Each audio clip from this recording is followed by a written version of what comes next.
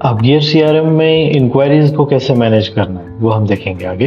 तो यहाँ पे हम डैशबोर्ड पे हैं, माय डैशबोर्ड पे। तो इंक्वायरी सेक्शन या इंक्वायरी मॉड्यूल में जाने के लिए दो तरीके हैं। एक है यहाँ पे व्यू इंक्वायरी का बटन जो दिया गया है, इसे क्लिक करने के बाद हम जाएंगे डायरेक्टली इंक्वायरी मॉड्यूल में।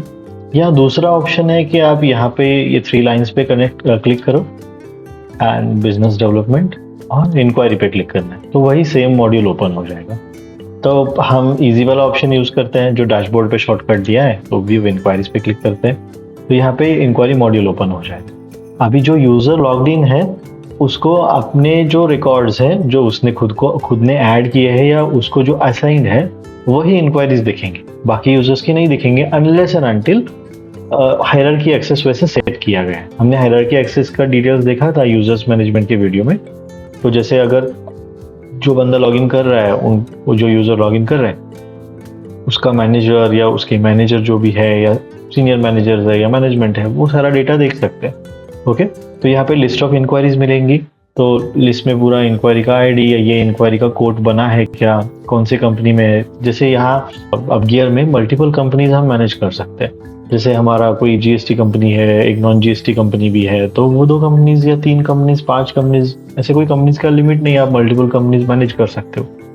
तो वो दिखेगा कौन सी कंपनी के अंडर है, डेट है, कस्टमर नेम, फ़ोन नंबर, फिर वो इंक्वायरी का वैल्यू क्या है, कॉन्टैक्ट पर्सन का नाम, फ़ोन, एड्रेस, मतलब इंक्वायरी के रिलेटेड सारी डिटेल्स यहाँ पे देखेंगे। अभी ये है ऑलरेडी एग्जिस्टिंग इंक्वायरीज। अगर मैं इस पर क्लिक कर रहा हूँ तो वो स्पेसिफिक इंक्वायरी ओपन हो जाती है। यहाँ पे वो इंक्वायरी के सारे डिटेल्स मिलते हैं। ओके, और हम एक कम्प्लीटली नई इंक्वायरी ऐड करके देखते हैं। तो जैसे मैंने न्यू इंक्वायरी पे क्लिक किया, तो कौन सी कंपनी में ये इंक्वायरी लेनी है, मतलब डेमो कंपनी है सेकंड। अभी ये डेमो पोर्टल है तो डेमो पेस्ट कंट्रोल है एंड सेकंड डेमो कंपनी है। वेराज आपके केस में आपकी कंपनी का प्राइमरी कंपनी का नाम अगर सेकेंडरी है तो दूसरी कंपनी का नाम आएगा। देन डेट, कौन सी डेट पे इंक्वायरी आई थी, अभी current date and time capture होगा। फिर कस्टमर का नाम आप डालोगे, फ़ोन नंबर डालोगे। बट यहाँ पे एक छोटा सा शॉर्टकट है। जैसे अगर फ़ोन नंबर आप डायरेक्टली टाइप करो तो वो सजेशन में दिखाएगा कि ये नंबर ऑलरेडी है क्या अपने पास एग्जिस्टिंग।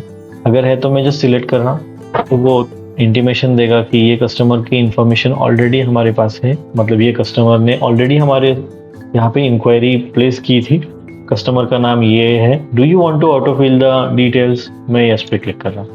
तो ये देखिए कस्टमर का नाम, अल्टरनेट नंबर अगर कुछ है, कस्टमर का मतलब यहाँ पे कोई दूसरा कॉन्टैक्ट पर्सन है तो उसका नाम, कॉन्टैक्ट पर्सन का नाम, देन एरिया, उसका एड्रेस, ये सारा ऑटोमेटिकली डिटेल्स फेच हो गए। ओके, अभी ये एक था एग्जिस्टिंग कैसे फेच होता है। हम देखते हैं कि पूरा अगर नया ही इंक्वायरी है, मतलब कस्टमर ने हमारे पास इंक्वायरी किया ही नहीं था, तो उस केस में हम क्या करेंगे, पहले तो हम फ़ोन नंबर टाइप करके देखेंगे। ओके, तो ये नंबर है कस्टमर का, तो एग्जिस्टिंग तो नहीं है, तो मैं यहाँ पे जस्ट एंटर प्रेस करूंगा। अभी ये फ़ोन नंबर के यहाँ पे ऐड हो गया। ओके, तो ड्रॉप डाउन है तो इसलिए आपको एंटर प्रेस करना है, टाइप एंड प्रेस एंटर यहाँ पे लिखा। उसके बाद मैं ऐड करूंगा नाम, प्रशांत नाम का मैं ऐड कर देता हूँ। देन यहाँ पे अल्टरनेट नंबर अगर कोई है तो वो ऐड कर सकते हैं हम। देन कॉन्टैक्ट पर्सन ने डाल देता हूँ अमित। ओके, और उनका फ़ोन नंबर। इन केस ऐसा हुआ कि बहुत बार ऐसा होता है रेसिडेंशियल के केस में, ये मोस्टली कमर्शियल में ज़्यादा होगा, बट रेसिडेंशियल केस में कस्टमर नेम और कॉन्टैक्ट पर्सन नेम सेम है, तो इस केस में मैं पूरा टाइप करने की बजाय यहाँ पे एक ऑप्शन रहेगा सेम एज प्राइमरी। तो जो कस्टमर का प्राइमरी इन्फॉर्मेशन है वही कॉपी होगा, तो आपको अलग से टाइप करने की ज़रूरत नहीं है। अभी एरिया कौन सा है, तो एरिया आपने जो भी मास्टर्स में ऐड किए वो सारे सेट हो जाएंगे। यहाँ पे मास्टर्स वगैरह हमने ऑनबोर्डिंग के वीडियो में देखा था। ओके, तो मैं सिलेक्ट कर लेता हूँ एड्रेस, एरिया। अभी इनका एड्रेस क्या है, तो मैंने एक जस्ट रैंडम एड्रेस ऐड कर दिया। ओके, आप पिन कोड वगैरह डाल के कंप्लीट एड्रेस ऐड कर सकते हैं। तो जैसे ये था प्राइमरी एड्रेस, बट कई बार साइट एड्रेस जहाँ पे हमें सर्विस देनी है वो अलग होता है, तो वो हम यहाँ पे टाइप कर सकते हैं। अगर प्राइमरी एड्रेस और साइट एड्रेस सेम है जैसे रेसिडेंशियल केस में होता है, तो I will tick my site address is same as primary address, तो वो एड्रेस कॉपी हो जाएगा यहाँ पे। देन कस्टमर का ईमेल एड्रेस, सिटी ऑटोमेटिकली आ गया क्योंकि हमने एरिया चूज किया था। अभी ब्रांच हमारी इंटरनल ब्रांच जैसे हमारा एचओ है या दूसरी ब्रांच से है, मैं कल्याण ब्रांच सिलेक्ट कर लेता हूँ यहाँ पे। अभी ये था कस्टमर का प्राइमरी इंफॉर्मेशन। अभी हम आगे बढ़ेंगे प्रीमाइस डिटेल्स। तो जैसे कस्टमर की कैटेगरी क्या है, रेसिडेंशियल है, कमर्शियल है, रेसिडेंशियल। प्रीमाइस टाइप क्या है, तो जैसे हमने रेसिडेंशियल सिलेक्ट किया, यहाँ पे 1 BHK या होम रिलेटेड सारे प्रीमाइस टाइप सिलेक्ट हो गए। अगर मैं यहाँ पे कमर्शियल कर रहा हूँ तो कमर्शियल के दिखेंगे, और ये बाय डिफॉल्ट एडेड है। इसके अलावा आप आपके खुद के अलग अलग कैटेगरीज ऐड कर सकते हो, बना सकते हो। तो रेसिडेंशियल है, प्रीमाइस टाइप पे मैंने सिलेक्ट किया 2 BHK, एरिया स्क्वायर फुट लिया 600 फॉर एग्जांपल। और कौन से इंसेक्ट्स का इशू है, जैसे एंड्स है, कॉकरोचेस का इशू है, या हनी बीज का इशू है, ये मल्टीपल इश्यूज है फॉर इंसेक्ट्स।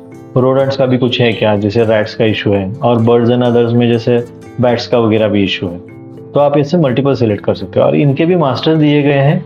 हम मास्टर में जाके अलग से इंसेक्ट्स, एडिशनल बर्ड्स या रोडेंट्स में ऐड कर सकते हैं कैटेगरीज। ओके, तो अब वैसे आप मल्टीपल सिलेक्शन निकाल भी सकते हो। जैसे यहाँ पे एंट एंड हनी बी ही चाहिए, एंड रैट चाहिए, एंड आपको अगर इंटरनल नोट कुछ लिख के रखना है ताकि दूसरा कोई फॉलोअप वगैरह कर रहा है तो उनके लिए पता चले, तो आप नोट लिख के रख सकते हो। देन स्टेटस ओपन रहेगा बाय डिफॉल्ट, क्योंकि अभी हम इंक्वायरी ऐड कर रहे हैं। देन स्टेजेस हैं, जैसे अभी लीड है, निगोशिएशन में है, अपॉर्चुनिटी लग रही है, या फाइनल स्टेज में है, तो अभी हम कहते हैं कि अपॉर्चुनिटी लग रही है हमें।